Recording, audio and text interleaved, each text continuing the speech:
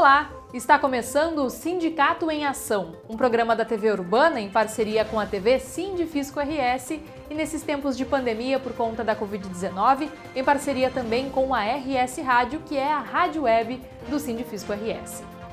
A urbanização acelerada mudou radicalmente a relação das pessoas com a natureza, as formas de produção, consumo e destinação de resíduos. Na linha defendida pelo movimento ambientalista há várias décadas, a população começa a compreender que é preciso cuidar melhor de nosso planeta. Nesse sentido, cresce a consciência ecológica e ganham espaços novas práticas e tecnologias alinhadas aos preceitos ecologistas. A compostagem é uma dessas boas práticas que ganha terreno por aqui. Quem vai conversar conosco sobre essa pauta são as engenheiras Nicole Becker Porta e Paula Moleta Pedroso, embaixadoras Lixo Zero Porto Alegre. No segundo bloco, vamos conversar sobre a importância do uso correto de máscaras de proteção e sobre os modelos N95 ou PFF2. Quem vai abordar o tema é a professora Cláudia Bica, coordenadora do Comitê Técnico de Biossegurança da Universidade Federal de Ciências da Saúde de Porto Alegre. Antes de começar o programa de hoje, acesse o YouTube, curta, comente e se inscreva nos canais do Sindicato em Ação e também da RS Rádio. E agora vamos começar o Sindicato em Ação de hoje. Um ótimo programa e até já! Porque agora a gente vai iniciar o nosso assunto principal, a pauta principal de hoje, que é sobre compostagem, Semana da Compostagem em Porto Alegre. Vou trazer aqui as engenheiras Paula Moleta e a Nicole. Sejam muito bem-vindas ao nosso programa. Como é que... Oi, Cristo. Oi, às vezes tem um pouquinho de delay nas transmissões, né? Boa tarde, Christian. Primeiro, agradecer o espaço na rádio, né, para esse tema aí que a gente está trabalhando e para a gente conversar um pouquinho, né, que parece meio utópico, assim, falar sobre compostagem, uma semana da compostagem, mas só para a gente se entender, né, lá fora, essa agenda agora, do dia 2 ao dia 8, é justamente para casar com a agenda lá de fora, né? Internacionalmente, a Semana da Compostagem já ocorre há 25 anos. Então, o Instituto Lixo Zero Brasil, qual a gente faz parte, né, assumiu esse compromisso para trazer a primeira edição da Semana da Compostagem a nível Brasil aqui. Que legal. Vocês são embaixadoras do Lixo Zero Brasil, né? Até deixa eu apresentar vocês aqui. A Nicole Becker Portela, ela é engenheira ambiental e é fundadora da Nuvem Ambiental e Meio Ambiente. E a Paula Moleta Pedroso é engenheira sanitarista ambiental, fundadora da Elta Ambiental e Saneamento. Vocês têm um trabalho aí, né, que é bem importante, né, e essa posição, essa função de embaixadoras, o que representa na prática isso? Eu vou perguntar para a Nicole agora. Nicole. Boa tarde, Cristian. Boa tarde a todo mundo que está aqui conosco, né? Vocês têm um sotaque da fronteira, parece? De onde vocês são? Meu sotaque é de Passo Fundo. Ah, Passo Fundo também é D, né? Sim. Boa tarde. Sim. Mas vai lá, Nicole. A Paula é de Santiago, mas vamos lá, a gente vai falar sobre... É da fronteira mesmo. Essa é da fronteira. Bom, então, obrigada pelo espaço, né? Esse assunto, ele é relevante, muito pouco falado, com a seriedade que ele merece, né? E com toda a beleza que ele tem, que é a compostagem. O papel como embaixadora, né? Como tu fala, nós fazemos parte do Instituto Lixo Zero Brasil, que existe aqui no país desde 2010 e faz parte de uma aliança internacional Lixo Zero, né? Então, nós não estamos sozinhos. Hoje, o Instituto Lixo Zero Brasil, ele já tem mais de 500 embaixadores espalhados pelo Brasil todo, né? No momento, está tendo uma formação de novos embaixadores, é um trabalho voluntário que nós fazemos, alinhado com o nosso trabalho de empresa, mas é um trabalho voluntário, porque a gente entende que faz parte do nosso papel social, né, como sociedade, impulsionar esses temas que nos levam a metas globais, né, como trazem os próprios objetivos do desenvolvimento sustentável. Então, como embaixadoras, a gente traz aqui essa pauta para discussão, tanto com a sociedade, com as empresas, com os governos, com as instituições, nos utilizando muito de mídia para poder propagar essa comunicação, né? Em 2019, nós retomamos esse movimento aqui em Porto Alegre, por meio da Semana Lixo Zero, que tem todo ano, né? Em outubro vai ter novamente, já tem um projeto de lei aí para a Semana Lixo Zero. Nós participamos aí de frentes parlamentares, então a gente tem um papel bem atuante, né? E não somos só eu e a Paula, em Porto Alegre tem mais 2 embaixadoras, e engraçado, eles somos todas mulheres, até surgem alguns homens, às vezes, como voluntários, mas o movimento Lixo Zero, ele na sua maioria, conduzido por mulheres, né, como embaixadoras. Então, isso é um indicador, eu não sei o número exato, mas saiu até no Dia da Mulher um post lá no Instagram do Instituto Lixo Zero Brasil falando sobre isso. E o nosso papel é esse, né, educação ambiental, legislação, comunicação, mobilização, é muito disso, sim. Sim. E, Paula, vamos falar para os nossos ouvintes, talvez alguns não saibam, o que é compostar? O que é fazer compostagem? Eu não sei. Mas então eu vou fazer um desafio aqui para os nossos parceiros de programa, né? Vamos lá. Então, Christian... O desafio é pular, Kelly. Assume a bronca, já que tu assumiu que não sabe o que é, lá, que assume a bronca. Não, era a pergunta que eu ia fazer. Antes de divulgar o evento, me explica o que é compostagem, como se faz, para onde vai, todas essas coisas que eu sou leigo. Vamos do zero, então. Né?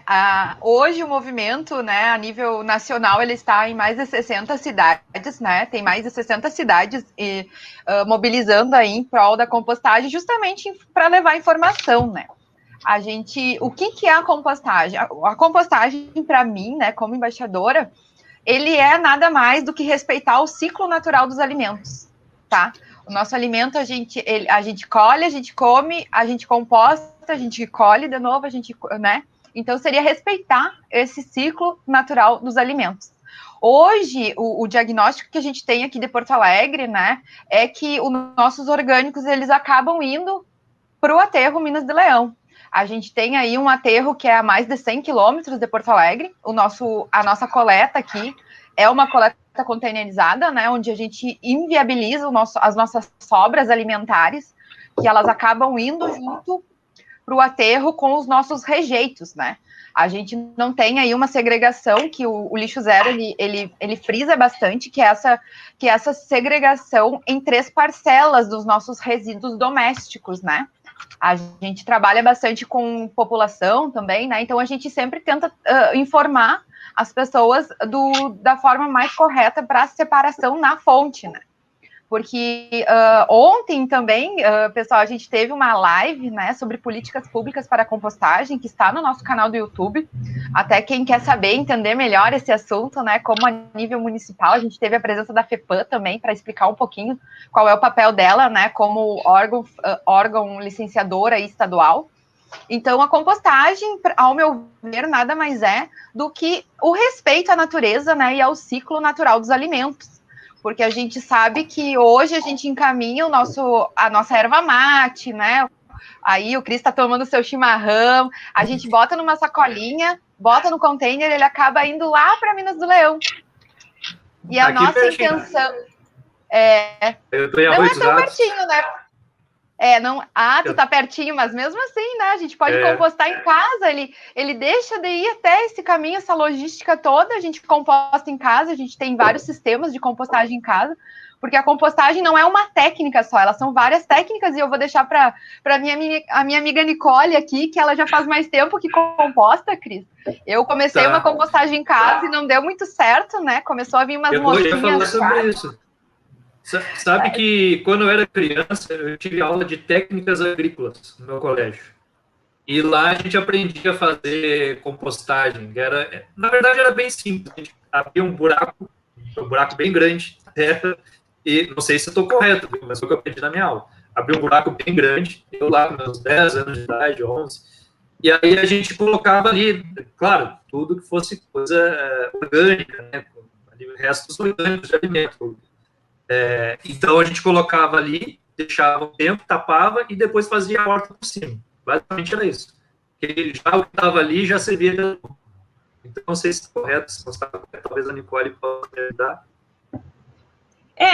Basicamente é o processo de decomposição da matéria orgânica, né? Pode ser material ou vegetal também. Então, esse é o processo de decomposição e transformado em humus, né? Que é aquela terra preta, super nutritiva, ou biofertilizante, né? Que é o líquido que sai em muitos métodos de compostagem. Então, essa é a base da compostagem. Isso que tu faz é muito melhor do que estar encaminhando para o aterro sanitário e a gente paga uma fortuna por isso, né? Então, aí o orçamento para resíduos ele é um dos maiores nas prefeituras. Às vezes ele é equiparado até o orçamento das secretarias de obras. Né? Porto Alegre gasta 133 milhões de reais por ano para o sistema de operação dos resíduos sólidos. Então, é um tema aí que está batendo na porta para a gente resolver, né? Já está meio ficando chato, assim, de não ser resolvido. Então, a gente começa... Claro. Isso, e a live que teve ontem sobre políticas públicas, teve um vereador de Florianópolis que é engenheiro agrônomo e trouxe uma forma que ele conduziu, né, junto com as comunidades de Florianópolis para implementar sistemas de compostagem. Então é legal que vocês assistam lá no canal do YouTube do Lixo Zero Porto Alegre, sigam o canal também, para vocês entenderem como é que funciona a política lá, porque é um exemplo bem legal para as nossas cidades. Nós temos exemplos no Rio Grande do Sul, podemos falar daqui a pouco também, muito legais, mas respondendo a pergunta, né, existem vários métodos, né, aí nós temos alguns métodos bem conhecidos de compostagem, tem esse que os nossos avós utilizavam, né, o pessoal do interior ainda utiliza muito, que é um pouco mais grosseiro, digamos, mas não deixa de ser um método de compostagem, né, Christian, que como tu comentou. Mas, por exemplo, agora 50% da população mora em cidades. Tá, e aí, como é que eu vou compostar? Então, é bem complicado. Um apartamento, né, é difícil. Sim, aí tem várias formas, né? Uma delas é, se tu não quer se envolver com isso, primeiro, ou a cidade tem uma política pública que encaminha para compostagem, o resíduo, que é o caso que nós não temos, porque é misturado rejeito e resíduo orgânico.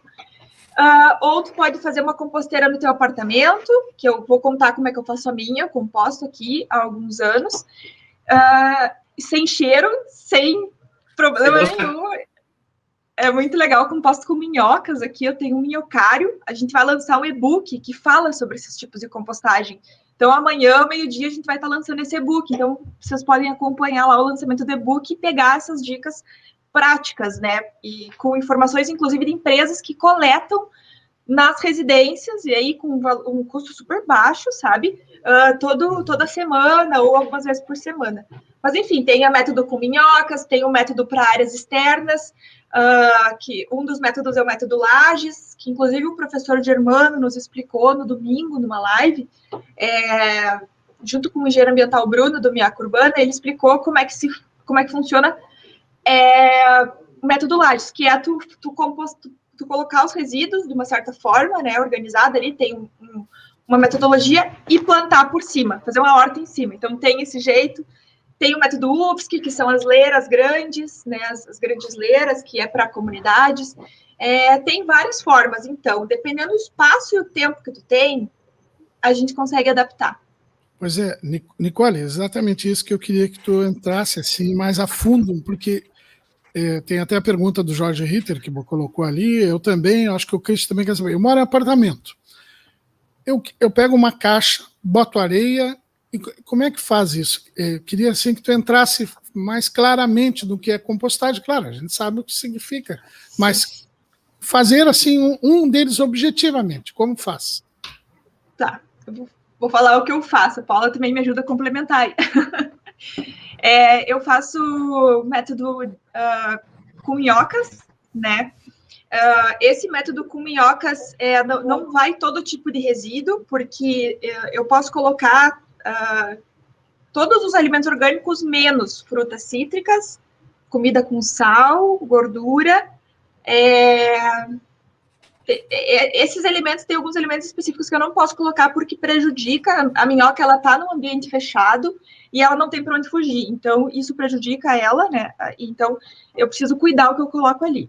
Beleza, então estou cuidando do meu alimento, vou ter uma lixeirinha separada para o que vai ser compostado. Eu tenho 2 lixeiras na cozinha, a lixeira que vai os resíduos orgânicos da composteira e a lixeira que vai o rejeito que eu não vou conseguir compostar, que aí ossos, né, resto de comida, alguma coisa assim. Sempre dá para alguém na rua, né, gente? Quando tu tem o resto de comida que tu não vai querer comer, mas, pelo amor de Deus, não coloquem fora, tem gente passando fome. Mas, assim, tudo que não dá para dar para as minhocas, eu tenho uma lixeira especial. Então, são 2 lixeiras na cozinha.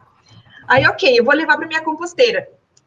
Eu pego essa minha lixeirinha, eu tenho lá minha composteira, que é um sistema de 3 caixas, né? Tem várias empresas que vendem composteira. Você pode montar a sua com baldes. Tem, inclusive, no nosso canal do YouTube, como ensina como montar composteira. Então, tem um sistema de 3 caixas, né? As caixas de cima, as 2 são as caixas digestoras, e a caixa de baixo é a caixa que vai escoar o biofertilizante, certo? Então, entre as caixas tem furos para as minhocas poderem circular, né, ali. Então, as próprias minhocas fazem a aeração do sistema. Então, como é que eu vou começar isso? Eu vou ter a caixa do meio, por enquanto, vai ficar em stand-by, por enquanto eu não vou usar ela. Eu vou começar pela caixa de cima. Vou colocar uma camada de terra com minhocas, né? Aí umas 50 minhocas, 100.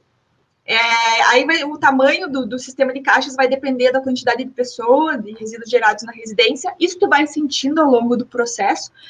Aí, ok, enchi o meu baldinho, e isso aí pode demorar 2 dias, 5 dias, né, uma semana, não tem problema, não tem regra, porque as minhocas elas vão comendo ao longo do tempo, só não pode deixá-las sem comida, né? Ou quem vai, vou colocar só a erva.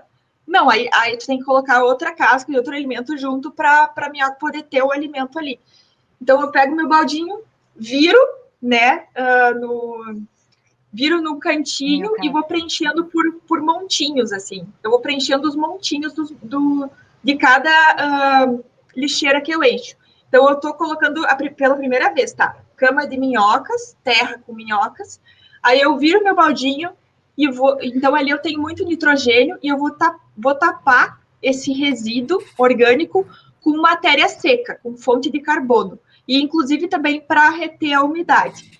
O que eu mais gosto de usar é a serragem, é o que deu certo para mim. Aí eu vou em alguma serralheria, eu pego serragem pura, tá? Não pode ter verniz, nada. A Maravalha, aí, que o pessoal conhece no interior, também pode tá junto ali. E aí eu tenho que tapar bem.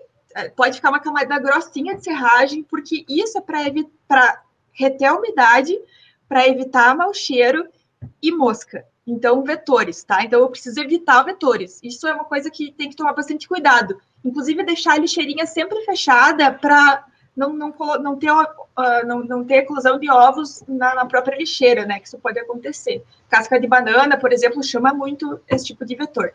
E aí, eu vou tapar esse resíduo e vou fechar minha composteira. Minhas caixas de composteira, elas têm alguns furinhos bem pequenininhos, ou tu pode fechar com aquela bedim, né, ou com tecido, para circular o ar. As minhocas precisam de ar, né, de oxigênio, então tu não pode deixar completamente fechada, porque senão elas vão morrer. Então, aí, beleza, tapei com a serragem, aí dali a 5 dias, por exemplo, tem mais resíduo, faço outro montinho do lado, tapo com serragem. E aí eu vou fazendo isso, depois eu vou fazendo outra camada por cima, e aí dali a uns 45 dias tu já vai ter um humus maravilhoso para usar nessas plantas. Falei bastante, né? Aprendi, que legal, hein? Muito bacana. Valeu essa aula, hein? Como disse aqui a Bruna, explicação mais que didática, muito boa, parabéns. Olha, tem muito comentário, viu, gurias? Muito comentário mesmo. A própria Bruna está comentando bastante aqui, dizendo que é fã de vocês. O Bruno também, Bruno Rodrigues, boa tarde, pessoal, bora compostar. A Thaís do Nascimento, né? Hashtag eu composto Poa. Quem mais aqui? Marlene Azevedo, minha mãe, boa tarde. Aldo Gregori, ele diz, eu faço compostagem aqui em nossa residência, pura consciência ecológica. Legal, parabéns, Aldo. O Vicente Busatti. A erva mate, a borra do café, tem colocado nas plantas, porém tenho receio de colocar outros insumos por atrair animais indesejados. Depois vocês podem comentar também um pouco isso, né? A Cilsa Araújo, ela diz assim, na instituição temos horta orgânica, a Cilsa tem uma ONG aqui que ajuda crianças, né? Temos horta orgânica e usamos a sobra de alimentos como adubo. O Vicente também fala, também tem colocado nas cascas de frutas consumidas no liquidificador e deixo fermentar em uma garrafa para colocar nas plantas e flores. Estou certo? E o Everton Lacerda, que faz parte da nossa equipe aqui, da RS Rádio, inclusive ele vai estar apresentando o programa a partir da semana que vem, e é um ambientalista, né? Um ambientalista de carteirinha aqui, está falando o seguinte: Porto Alegre foi pioneira no Brasil em separação de lixo urbano, mas acabou enfraquecendo a coleta seletiva. A Tatiana Almeida, biofertilizante fica concentrado, precisa diluir uma dose e 12 de água. Faço compostagem. A Tatiana é nossa colega também, auditora aqui. Essa questão do que o Everton levantou sobre Porto Alegre, realmente, né, teve uma época que até os containers, né, estavam na rua, né, para fazer essa separação, mas me parece, eu tive até, assim, caso pessoal meu, no meu prédio, e o síndico, que era alguém, né, tomara que ele não esteja assistindo o programa, mas eu também nem moro mais lá, ele disse, ele não sabia onde, tinha uma discussão de onde descartar, olha só, gente, uma discussão de onde colocar, não era para deixar no lixo do prédio, que tinha o lixo do prédio, e depois ele ia levar para a rua. Não era para deixar no lixo do prédio lâmpadas fluorescentes, aquelas grandonas assim, sabe? Que é algo que a gente sabe que é altamente tóxico. Aí ele recomendou os moradores do prédio de colocar no container, que o container está lá escrito bem grande, né? Destinado para o lixo orgânico doméstico. Só para isso. Mas, gente, o pessoal colocava de tudo, até lâmpada fluorescente. Aí eu dei toda uma explicação para ele, mandei o site da prefeitura, onde dizia onde é que tinha que ser destinado e tudo mais, o lixo, né? Mas para ver que eu acho que são duas frentes aí de batalha de vocês. Uma é o poder público, as duas frentes são dificílimas, eu sei disso. Uma é o convencimento do poder público, da importância, né, de fazer a separação do lixo e da compostagem, e a outra é a cultura da consciência das pessoas. A nossa cultura em relação ao lixo é bastante preocupante, né? Não sei o que vocês acham, a Paula aí, quem sabe, para comentar.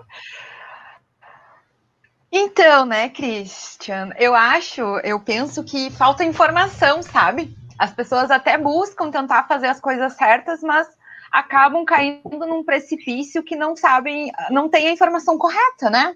Então, o Lixo Zero Porto Alegre, ele tem muito disso, né? A gente vai lá, por exemplo, uma coisa que eu já falei para muitos funcionários do DMLU, né? Que é o Departamento Municipal de Limpeza Urbana, que o site deles é um labirinto que a gente não consegue encontrar informação, né? Então, a gente tem que ir lá dentro daquele site, naquele labirinto, resgatar a informação e trazer para a população entender, né? Lâmpadas não se pode destinar em container, não se pode destinar no orgânico, nem nos recicláveis. Lâmpada, ela tem logística reversa, então os fornecedores, de quem ele comprou essa lâmpada, ele deve aceitar essa lâmpada, né?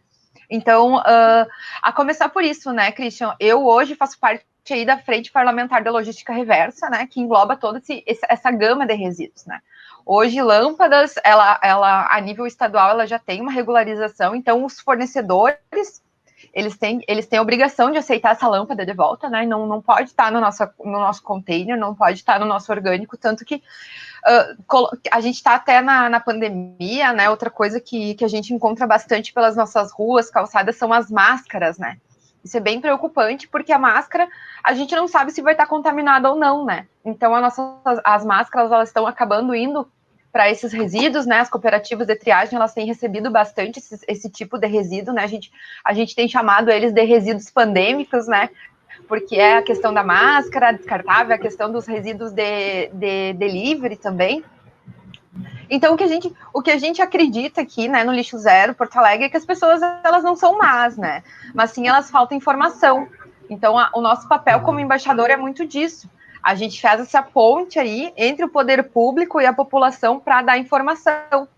E também participar, né? Hoje, na Frente Parlamentar de Logística Reversa, foi um problema que a gente teve no ano passado, que saiu uma PL, né, na antiga administração pública aqui de Porto Alegre, onde trouxe uma PL que excluía completamente a parte das cooperativas, né, dos catadores.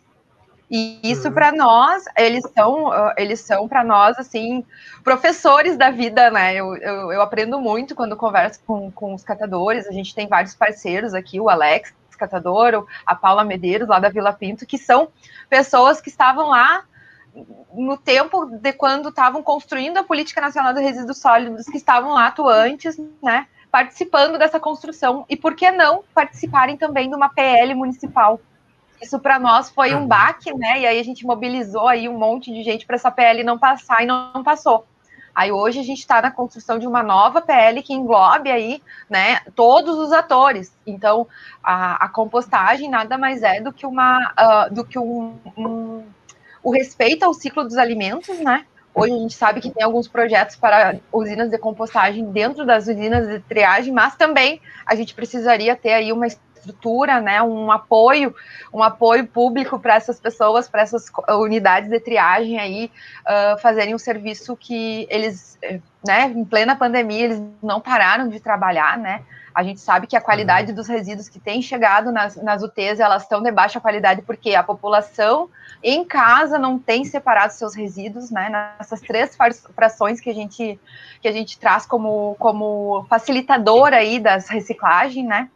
Que são os recicláveis, os orgânicos e os rejeitos, né? No caso, os nossos orgânicos iria para compostagem.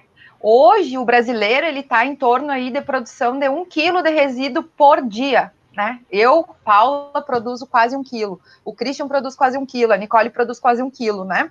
E desse 1 quilo, 50% dele é resíduo orgânico, né? Que iria para compostagem.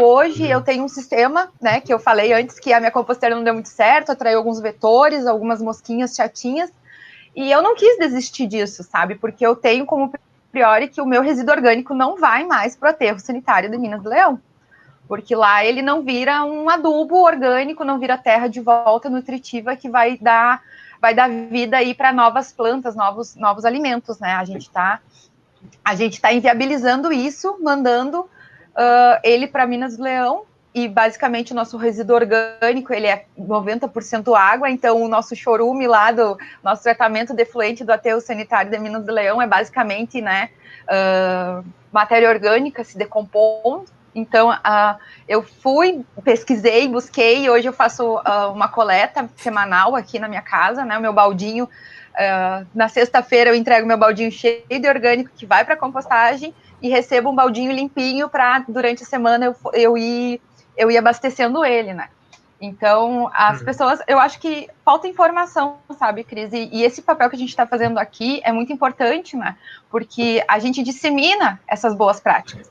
A gente fala para a pessoa, tua erva mate não precisa mais ir para o aterro sanitário, né? Bota na plantinha, enterra ela. Vai ficar pensando. O Cris vai ficar pensando depois, quando ele colocar a erva dele.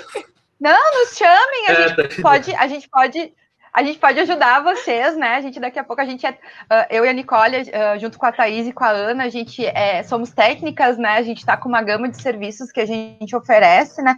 E levar esse assunto, né? Compostagem, levar esse assunto de separação dos resíduos nas 3 frações aí é algo muito importante para nós, e a gente sabe o quanto já deu certo em outras cidades, né? Vou trazer a Cláudia, então, a professora, a doutora Cláudia Bica aqui para nossa live.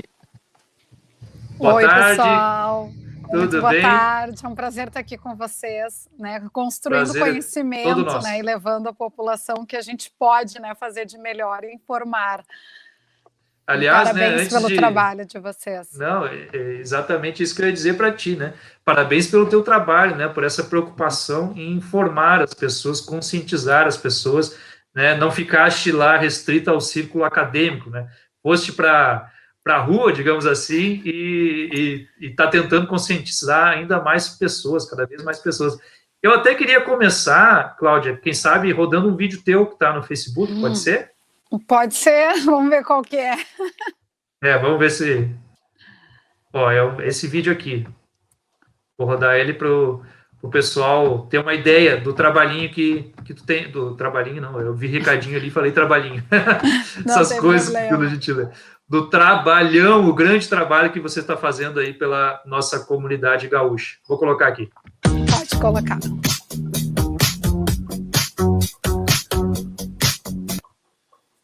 Oi, pessoal, tudo bom? Estou passando aqui para dar um recadinho para vocês, tirar dúvidas que chegam no Minuto Corona. Uma dúvida bem frequente que as pessoas nos perguntam é: onde que eu encontro para comprar a máscara N95 ou a PFF2? Para a população em geral, a nossa dica é que essa máscara ela pode ser encontrada em várias ferragens. Então, vocês podem chegar numa ferragem que vocês devem encontrar. Basta solicitar ou PFF2 ou N95. É um dos locais que a população, de modo geral, pode encontrar. Para quem é trabalhador da área da saúde, geralmente o setor de compras compra diretamente dos representantes da marca, ou vocês podem encontrar também em lojas odontológicas, né, que também os representantes acabam vendendo. Certo? No início da pandemia, essa máscara tinha aumentado de preço, estava bem mais cara e escassa no mercado. Hoje em dia, isso já se normalizou, então a recomendação que as pessoas possam, então, adquirir a máscara de maior segurança.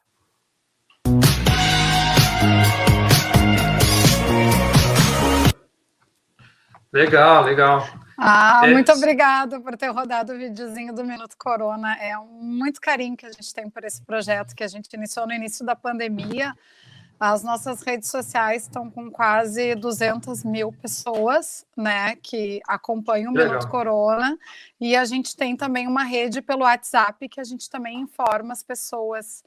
E esse trabalho de informar e sair da academia, como vocês falaram, de ir à rua, vem no sentido de, já que a gente não tem uma diretriz, como vocês estavam trazendo, né, do governo, né, sem querer entrar no mérito político, mas é algo bem político mesmo, que a gente precisa informar a nossa população, porque vem uma linguagem toda técnica que é apropriada da academia, que é o uso de máscaras, por exemplo, e lavagem correta de mãos e tal, que era focada na área da saúde, e a gente passa para toda a população, e como eu trabalho muito com a sociedade, a gente entende que nem todo mundo compreende uma linguagem técnica, as pessoas, esse vídeo que tu colocou, muitas pessoas perguntam, onde que eu compro? Porque não está na farmácia essa máscara. É isso que eu ia perguntar, no começo da pandemia, eu me lembro que realmente não tinha máscara para vender, assim.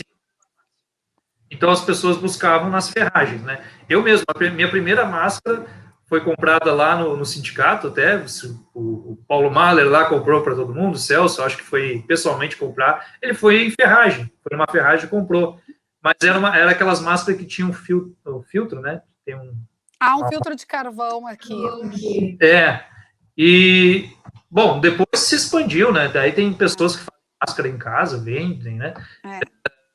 Mas me diz uma coisa, por falar em questões técnicas, né, essa sigla aqui, esses dois tipos de máscara que você fala no vídeo, PFF2 e N95, o que seriam esses dois tipos e por que são recomendados? Quais são as características? Vamos começar. Eu acho assim, sempre na ferragem é um local que a população vai encontrar. Quem não tem costume de comprar pela internet, por essa Mercado Livre, qualquer uma dessas, né? Quem não compra, a população em geral, qualquer ferragem sempre teve máscara para vender, né? Porque ela é um produto que é utilizado e tem várias indicações. Geralmente, na ferragem, as pessoas que vão estar trabalhando com poeira, que vão lixar coisa, porque ela também serve para material particulado, poeira, névoas e risco biológico.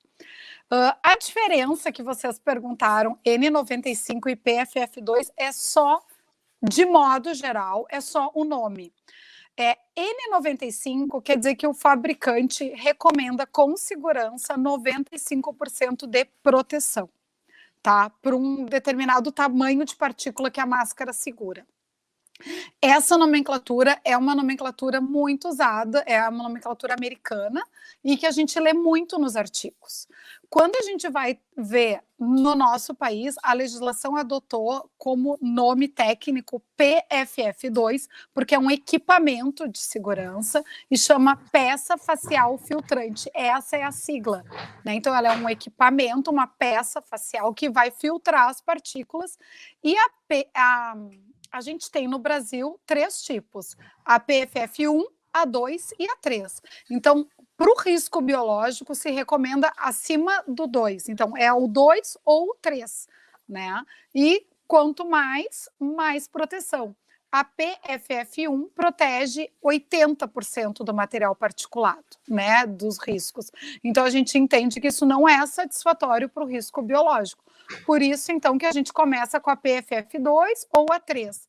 Não se recomenda, como tu falou, Christian, aquela máscara, que eu vou chamar agora, então, aqui para a gente padronizar a nossa nomenclatura, a mais conhecida, a N95, aqui tenha o filtro aquele para fora, porque ela protege o indivíduo, mas ela não protege as outras pessoas, porque se eu estiver contaminada e usando aquela máscara permite que saia material da minha respiração, mas ela protege eu de respirar este material. Então, a gente diz que ela é uma máscara quase que egoísta, né? Porque ela protege o usuário, mas não protege o entorno. Entendi. E as duas, ou quer dizer, qualquer uma delas você pode encontrar... Elas são equivalentes, entendi. E pode encontrar ela em ferragens, é o lugar mais comum. Em ferragem. É o local que a população, se tiver que comprar numa loja física, vai encontrar em 99% das ferragens. Isso não é vendido em farmácia. Em farmácia, pois é, farmácia é de pano, né? Às vezes a de pano ou a tripla, né? Que é a que se recomenda uma máscara tripla camada. Qualquer máscara N95 ou a descartável ou até de pano, as pessoas têm que entender que a gente precisa de pelo menos 3 camadas de proteção. Se a máscara não tem 3 camadas, a gente já está pensando numa proteção inferior ao ideal, né? Claro que qualquer máscara vai proteger, é melhor a pessoa usar a que ela tiver do que nada, mas quando a gente pensa que a gente quer a melhor proteção possível, é pelo menos 3 camadas. Depois eu vou querer, agora passando por lá, depois eu vou querer que tu mostre para nós aí alguns exemplos de máscara. Mas eu trouxe aqui. Sim, ótimo. Cláudia, o que a máscara faz exatamente? Ela mata o vírus, né? Ela retém o vírus e como é que esse processo ocorre dentro dela, né? Porque as pessoas, às vezes, eu vejo a pessoa pega uma manta, tá no pescoço com a manta, eu já vi negacionistas fazendo isso. Aí, quando tem que entrar, ele pega a manta, passa no nariz, logo depois já tira, né? Uma manta simplesinha. Tá, então vamos pensar assim, ó. Essa pergunta, eu já fiz várias entrevistas e fico muito feliz que venha. Eu nunca vi essa pergunta do entrevistador, mas acho que é a pergunta mais importante. Quando a gente entende como é que a máscara funciona, a gente vai entender que não é qualquer tecido que bota no rosto que vai fazer a nossa proteção. A máscara, os tecidos tecnológicos que a gente chama, a princípio é TNT, tecido não tecido, mas não é aquele TNT simplesinho que às vezes a gente vê em festa de aniversário. A máscara, ela funciona, ela tem que ter 2 propriedades, ela tem que permitir que as pessoas respirem e ela tem que permitir a filtração, filtrar. Para ela atingir esse objetivo, a gente já começa a pensar que quando a pessoa bota uma máscara e ela fica querendo tirar toda hora, especialmente quando bota de pano, ela já nem cumpriu com a função dela, que é a respiração, porque a gente está com muita dificuldade de respirar. Então, essa é a primeira coisa. A segunda coisa que as pessoas todas ouvem assim, ó, troca a máscara sempre que tiver úmida. Vocês já ouviram falar isso, né? Troca quando tiver úmida, troca. O que significa isso quando a gente pensa em termos de máscara? Tem a ver com o funcionamento, e isso é física. A máscara, ela funciona como uma cola, ou ela segura a partícula, ela retém a partícula e ela não deixa passar nada. Então, toda vez, para ela reter e segurar essa partícula, ela tem que estar seca, porque ela funciona, entre outros mecanismos, por eletrostática. Então, quando a gente tem esse campo eletrostático no tecido da máscara, por isso que não é qualquer tecido, ela vai aderir à partícula, que pode ser uma poeira, pode ser um vírus, uma bactéria, e ela adere e ela retém, ela gruda, como se fosse um imã. Ela trabalha com forças, e isso só vai funcionar se a máscara estiver seca. Toda vez que a máscara está úmida, ela perde esse mecanismo e tudo passa, tudo fica permeável quando está úmida. Então, a gente tem que trocar a máscara sempre que estiver úmida, né? E ela vai funcionar como uma cola. Ela tem 3 mecanismos principais: por difusão, por impacto inercial e por movimentos brownianos, que a gente chama. Então, passa a primeira camada, se a partícula passar, ela vai ter a segunda camada, que vai ter outra função, ou ela vai ter a terceira camada. Então, é um conjunto de camadas e não empilhadas, ou seja, abertas assim, como se fosse uma teia de aranha, que vai permitir que a partícula se grude. Lembram antigamente que a gente tinha aqueles filtros de barro em casa que tem a vela, que a gente tira toda a partícula, fica colada ali, né, a sujeira. A máscara, ela também vai saturar, então todas as partículas, vírus, bactérias, poeiras, elas vão ficar aderidas ali e elas saturam esse filtro. Por isso que a gente troca e por isso que não serve se ela estiver úmida. Então, aquela história no início da pandemia, filtro de café Melita filtra bem, dá para usar, as pessoas botavam filtro. Aquele filtro, quando ele molha, acabou qualquer eficiência dele. Então, ele não é bom. Para isso, ele pode ter uma função de filtrar, mas ele não vai ser bom porque ele não sustenta essa filtração à medida que ele vai molhar. Por isso que as academias, as pessoas que querem voltar para a atividade física, é um local de alto contágio. Por quê? Porque as pessoas vão suar. A máscara, ela foi feita e testada num ambiente que as pessoas vão falar o mínimo possível, porque estariam fazendo procedimentos dentro de área hospitalar, né? E suor, falar, tudo isso umedece, tem que trocar a máscara. Sim, Cláudia, e então essas pessoas que pegam, não é nem que botam debaixo do nariz, né, quando não estão usando, que pegam para tirar, passou 3, 4 horas com a máscara e tira ela por aqui. Eu estou encostando, talvez, no próprio vírus que está retido ali, ou ele foi lá para dentro? Então, a máscara tem 3 camadas.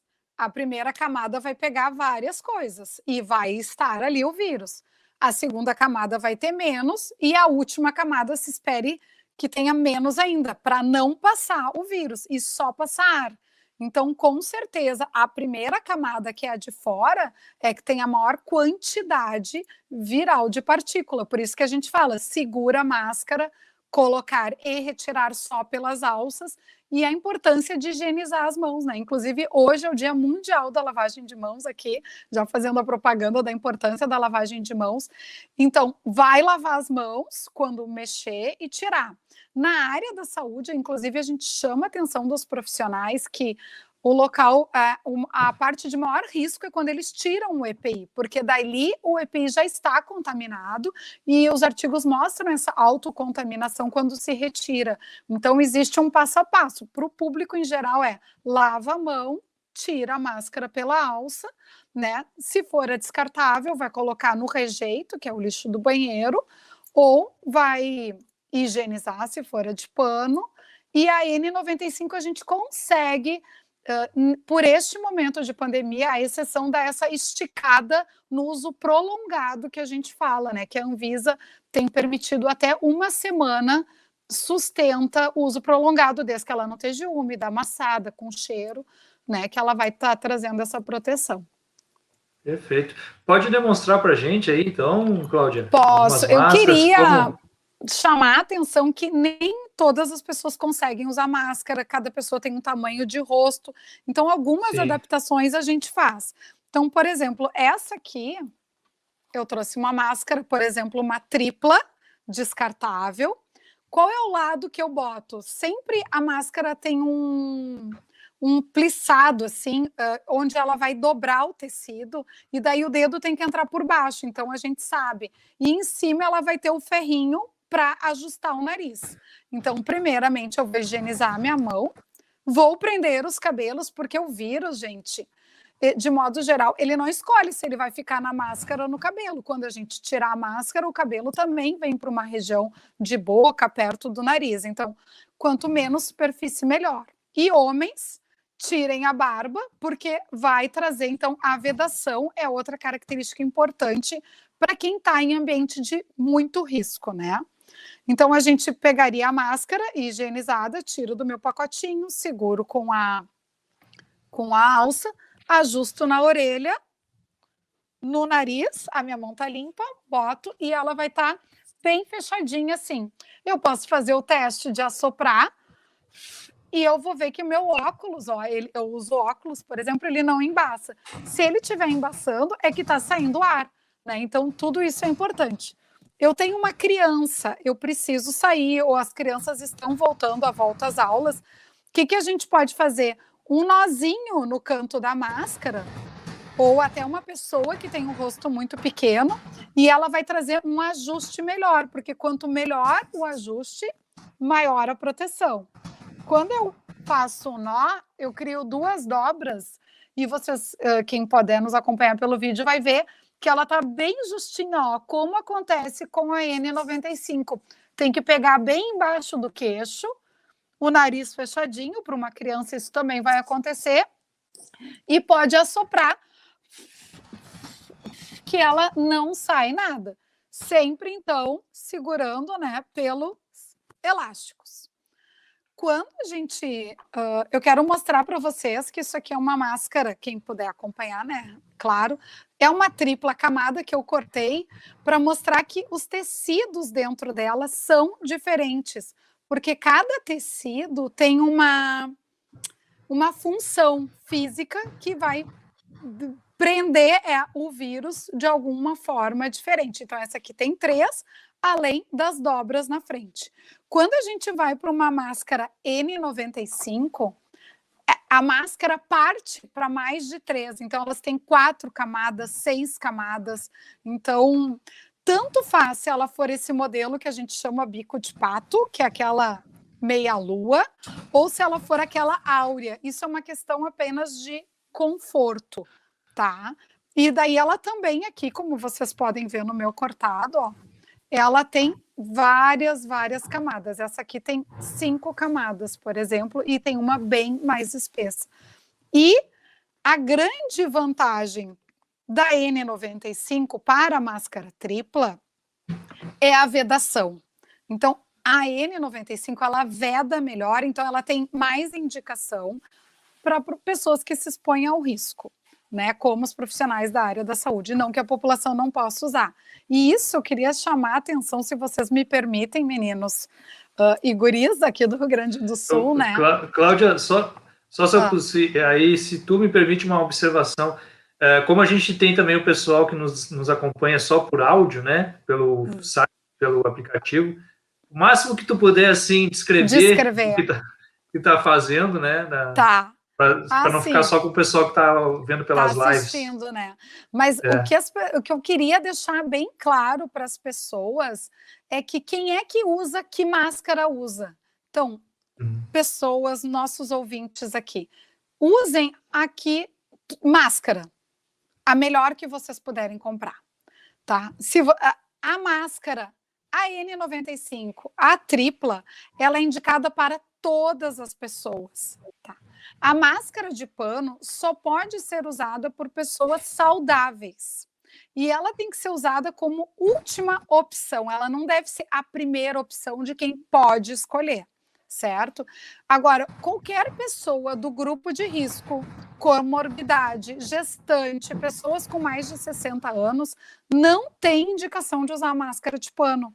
Então, se esses grupos, se essas pessoas que estão mais vulneráveis ao vírus, né, pelo risco, puderem adquirir uma máscara melhor que daí eu digo para vocês, a descartável vai cumprir muito bem o seu papel, se usada corretamente. A N95 também, né? Sempre priorizem a saúde de vocês. Deixa eu ver uma outra pergunta aqui. Então, eu vou tentar repetir para colocar a máscara. Precisa repetir, Christian e Lac? Não? Não, Querem? não, Não? acho Tá que não precisa, acho que não precisa. Tá. Tem algumas perguntas também chegando aqui de alguns ouvintes nossos. Primeiro um comentário aqui da Elismar, né? Cada um deve fazer sua parte, nós usando máscaras, álcool em gel, não aglomerando, e fazendo vacina quando nos possibilitarem. Tá uma novela, aliás, essa questão da vacina, né? O pessoal hoje está fazendo fila, né, para conseguir receber a segunda dose da Coronavac. Então, o governo fazendo a sua parte, nos vacinando e atendendo as determinações da OMS. É isso aí. Só para chamar mais uma atenção antes de vir a pergunta daquele outro que escreveu ali, o ouvinte, além daquilo que o ouvinte botou, que é excelente, outra coisa que a gente tem que priorizar é ambiente ventilado. Tá, gente? Se vocês puderem, sempre uso de máscara, evitar aglomeração, esse distanciamento, ambientes ventilados e a lavagem de mãos. É o conjunto da precaução que vai trazer a segurança. Não adianta eu botar uma máscara e ficar perto de alguém, ficar tirando fotinho em selfie e não orientando as pessoas que a gente tem que estar de máscara e com distanciamento, né? De máscara, trabalhando no ambiente ventilado. Isso é fundamental, essa troca do ar. Perfeito, bem lembrado. O Vicente pergunta assim, o descarte correto de máscaras, como pode ser?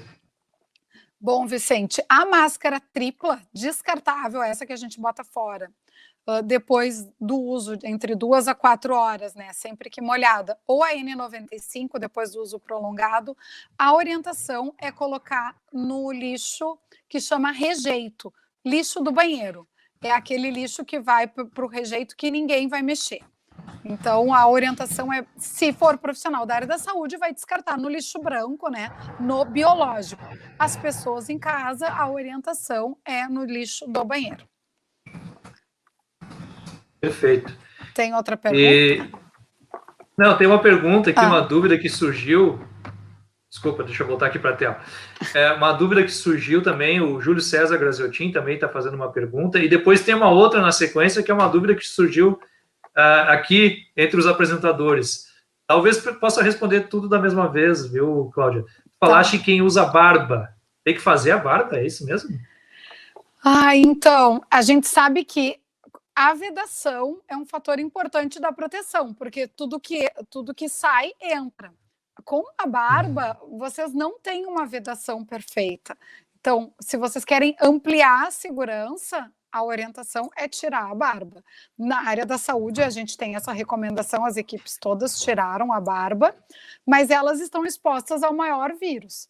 Agora, se vocês, quando saírem, foram para ambientes ventilados, manter distanciamento e usar máscara, né? Agora, a orientação técnica é as pessoas não usarem máscara e barba junto por conta da vedação, que a máscara, a barba impede isso, né? Pois é, então a Carla Karine Matos, que está aqui nos comentários, acho que eu vou ter que ter uma conversa com ela, que é minha esposa. Então já vai pedir. E ela está fazendo uma pergunta. Ela está fazendo uma pergunta bem parecida com a do Graziotin, só que é para bebês, né? A gente tem um bebê de 4 meses, 5 meses, aliás, recém-feito. Mas o Graziotin pergunta, e a Face Shield em locais públicos? E a Carla pergunta, gostaria de saber como proceder com bebês. Temos usado uma Face Shield, é aconselhável? Usado no bebê? Sim, a gente tem. Fica bem legal. A gente até ficou com dúvida se ele ia aceitar. Suportar. Aceita numa boa. Então, parece que não está usando nada. A Sociedade Brasileira de Pediatria, primeiro que não há orientação para usar abaixo de 2 anos, porque as crianças podem, com a máscara, se sufocar. Daí a gente não está falando do Face Shield. Então, abaixo de 2 anos não há. Entre 2 a 5 anos, 7 anos, é uma orientação de uso, mas não uma obrigação. A gente sabe que a máscara não foi feita para o formatinho do rosto das crianças, pensando N95 e tripla, tá? Descartável, então ela não foi feita para um rosto de criança, então ela pode ficar sobrando e ela não vai ter a vedação. Por isso que a gente fala, né, daí para as crianças, a máscara de pano com bichinho, porque tudo vai ajudar. O Face Shield, assim, toda máscara protege, e tudo que a gente botar vai ser uma barreira, se não vai proteger 100%, vai proteger 50%, 70%, 80%, quanto mais, melhor. O Face Shield também vai proteger. A gente tem que lembrar que nem todas as pessoas suportam uma máscara, porque a gente fala usa, mas não é todo mundo que usa. Pessoas com problemas respiratórios, com DPOC, com dificuldade cognitiva, com dificuldade de comunicação, não conseguem botar máscaras. Tem algumas doenças raras que as pessoas babam, né? Vocês sabem, cognitiva fica babando o tempo inteiro, então não faz sentido ter a máscara, porque ela vai estar úmida e vai piorar a situação. E daí, para esses casos, botar o Face Shield também vai ajudar a ser mais uma barreira. Então, tudo que puder ajudar, melhor, né?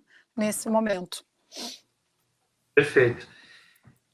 O Face Shield, eu vou confessar para vocês que eu usei algumas vezes, tem alguns até aqui, mas não me adaptei muito. Achei... É desconfortável. Fica me apertando aqui, eu tenho a cabeça meio grande, né? Fica me apertando e não achei muito confortável, não. Talvez seja o que eu tenha comprado, né? Não sei. Não, mas é isso, assim, primeiro que, por exemplo, os profissionais da área da saúde que já usavam esses EPIs, eles foram treinados para isso ao longo do tempo, sabendo do risco e entendendo. A população do dia para a noite teve que se adaptar a acessórios que não faziam parte do dia a dia dela, né? Então, assim, essa adaptação não é algo simples. Por isso que é importante a gente informar que, olha, se tu botou a máscara, tu não tá respirando bem, essa máscara, vamos tentar trocar, vamos tentar escolher outra marca, né? O Face Shield, olha, talvez esteja apertando, então vamos tentar ver um com velcro, um que possa regular. Sempre há opções, né? E cada vez mais, eu vi no mercado que vários profissionais, eu não sei se você sabe, mas a máscara também tem alguns efeitos adversos, que é ampliar acne. Então, pessoas com tendência de ter acne porque fica suando e coisa, daí já tem um expansor de silicone da máscara. Inclusive, tem profissionais que estão ficando com a boca em carne viva, porque... precisam se comunicar com os pacientes, falar, e a máscara fica passando ali na boca o tempo inteiro, né, que não tinha esse hábito. Então, bota esse expansor de silicone para a máscara não grudar e proteger mais a área dos lábios, né.